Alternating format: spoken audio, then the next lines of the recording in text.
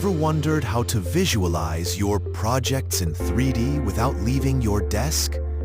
You can now turn flat maps into interactive 3D models on a live or dynamic map.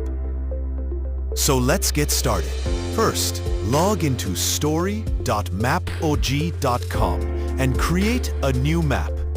Go to Add Story and select Add Manually. Using category settings, you can create new categories. Under Select Feature Type, create a new location type title. Add color and select feature type as polygon. Add attributes such as address, contact, email, opening hours, and social media links. With the help of a search option, go to your building's location. You can now use the polygon tool to outline a building or area on the map.